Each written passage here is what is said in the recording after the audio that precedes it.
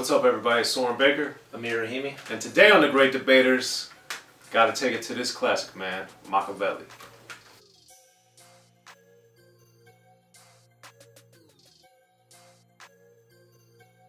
Alright, Amir, so here on The Great Debaters, we love to debate great material. One thing we haven't examined yet, and we've gotten a lot of comments about this, but we're gonna do it in a little bit of a different way, is the Makaveli album from Tupac, which dropped in '96. Phenomenal piece of work, as much of Tupac's work was. And we have to approach this a little bit differently, I think. So we're gonna pick our 3 favorite songs on the Makaveli album. Now this, Me Against the World, or this is my favorite Tupac album.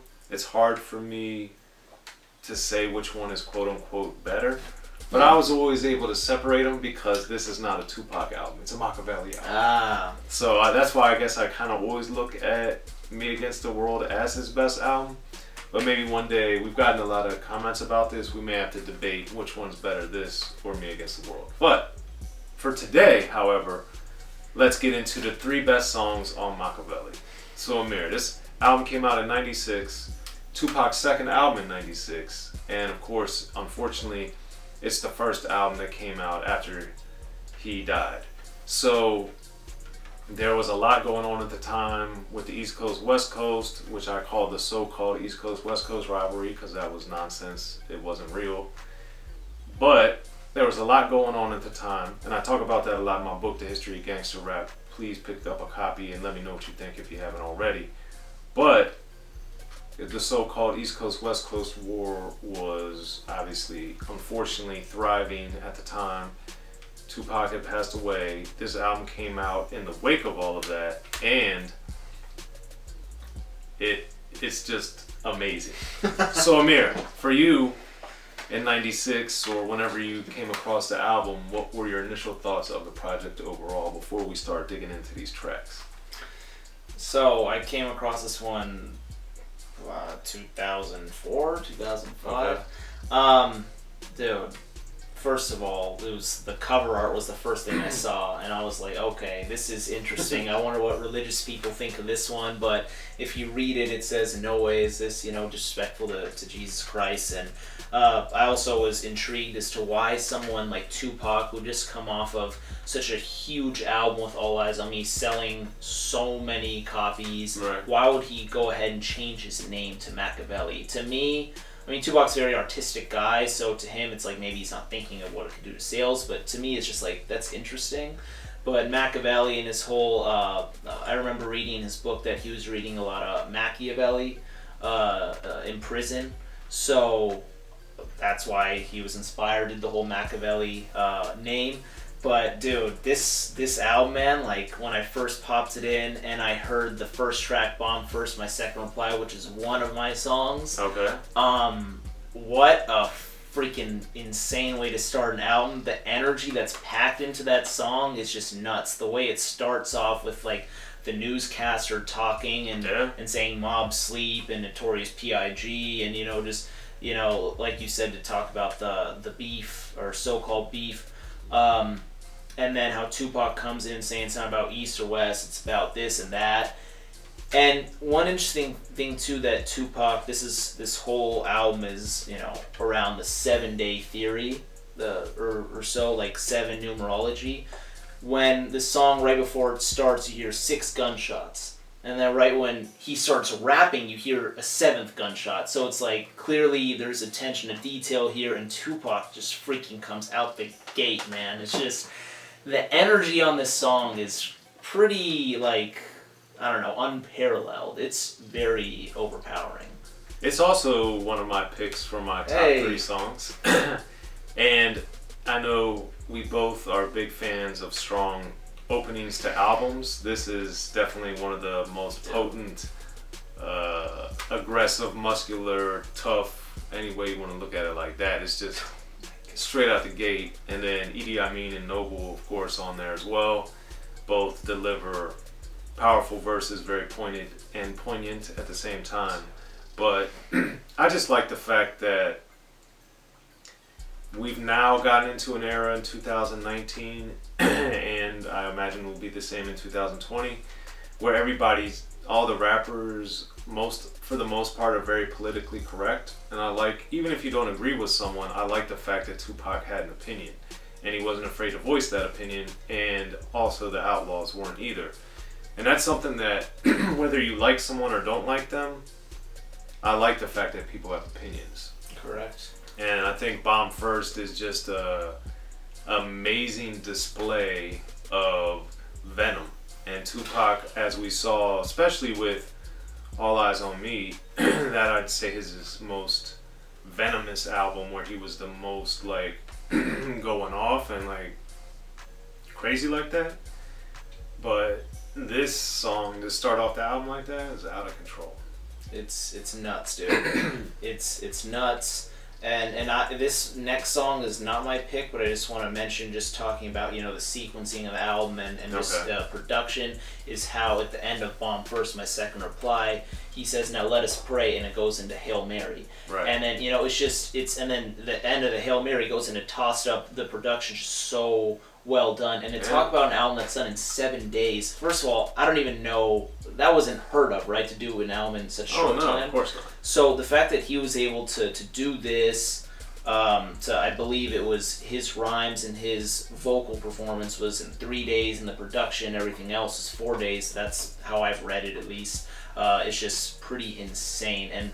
And like, I'm assuming, like you said, this hasn't really been done at that time, so that's just crazy that something like that was able to happen. But a second pick. But were you going to comment on that? No, go ahead. Okay. I was just going to say, what's your second pick now that we're...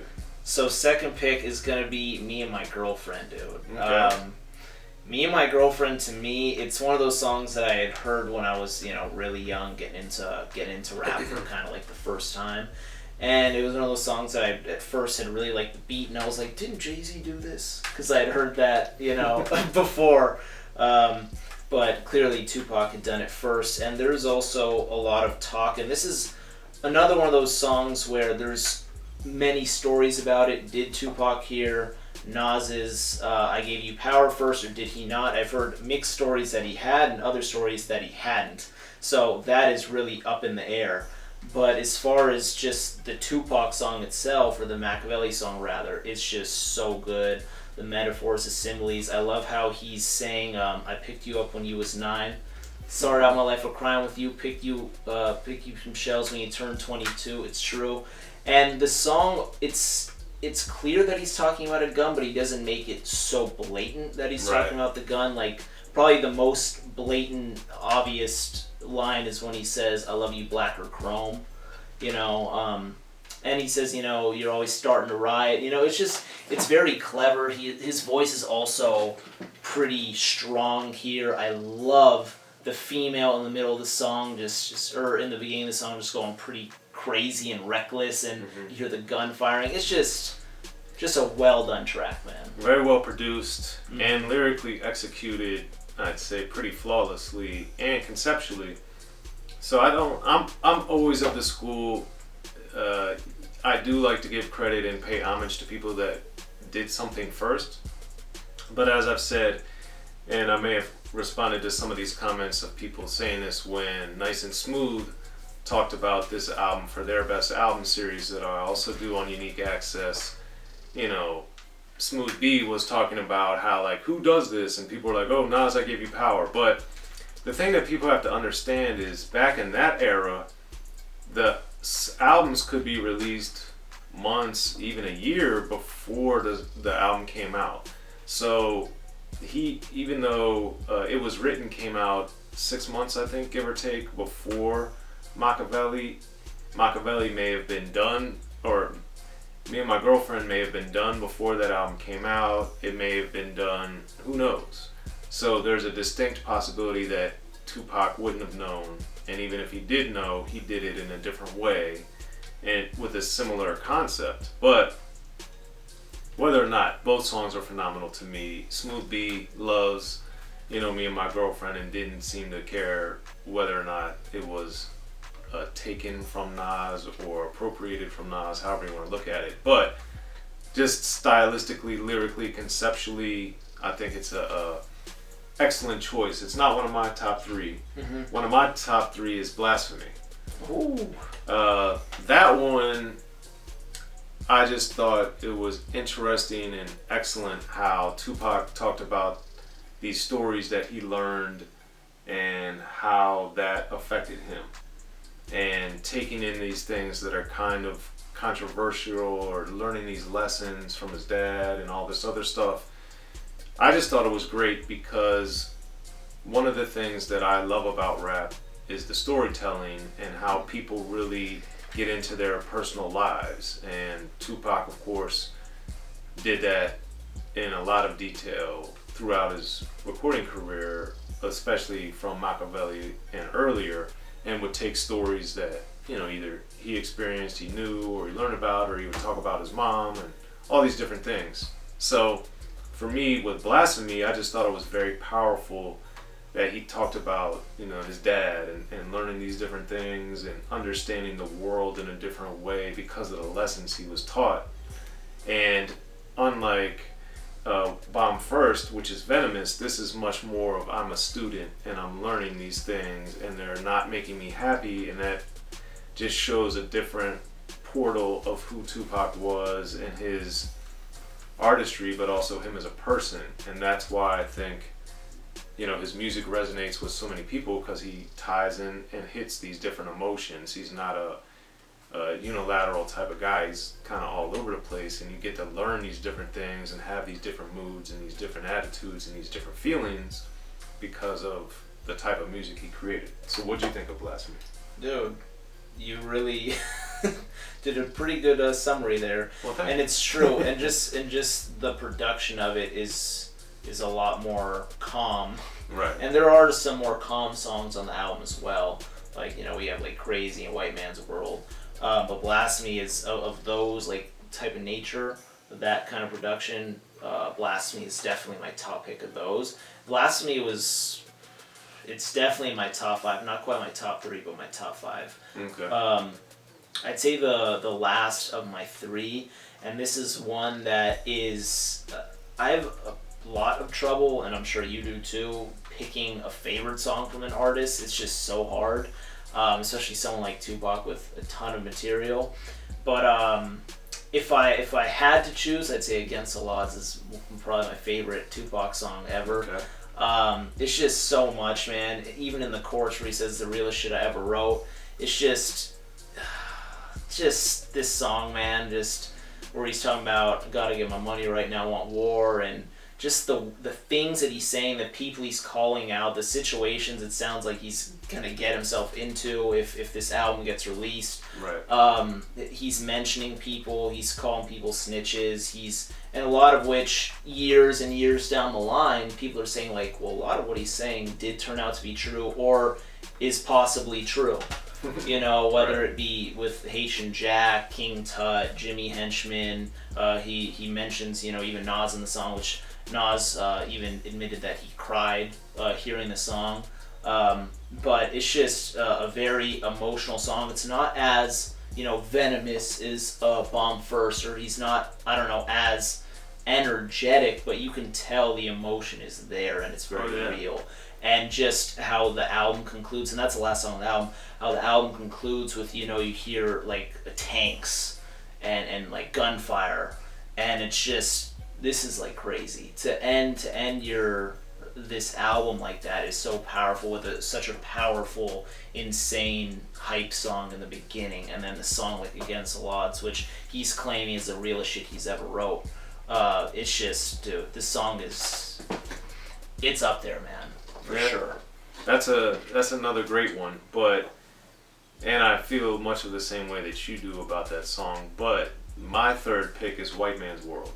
And it's because this song, one of the things that makes a great story when, whether it's a song, whether it's a movie, whether it's something your friend's telling you, or it's something that we see a lot of the time when people say, well, I don't understand, it's always why. So White Man's World to me is a great insight and look into why Tupac, why people feel that the way they do in America, specifically obviously blacks in America.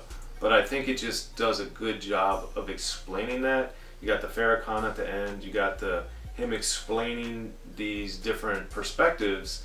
And I think it's important because for me, obviously being white, one of the great things and many things I've learned from rap and come to appreciate is, you know, growing up in Maryland, you know, my neighbors were black, I had a lot of black friends, and I always hung around a lot of black people, but there were a lot of white people where I lived too, so it wasn't like I lived in some super hood area. I didn't. And it's not like I lived in a super white area. I didn't. But as I started loving rap and getting more into it, I started understanding more about not only what was going on like in Baltimore or D.C., which were both very close to me, but why Malcolm X felt the way that he did, or why this was happening in the hood in Baltimore or in the hood in D.C., which were 20 miles from my house, both of them. So this song resonated with me because of that, and kind of gave a good explanation as far as how black women are looked at, or how these different things evolved in our country. Other people have done it too, and through Best Album series that I do, you know, J-Ro and I talked about Black Woman on the Jungle Brothers album, for instance, done by the Forces of Nature. So these type of songs, as I'm growing up and as I'm becoming who I am, definitely gave me a lot of things to think about, and White Man's World was one of those. At this point, it didn't per se like give me any new information, but it was just a good kind of way that Bomb First was Venomous Tupac, Blasphemy was learning lessons, and then White Man's World was like an explanation. So I liked those three different things, that those songs.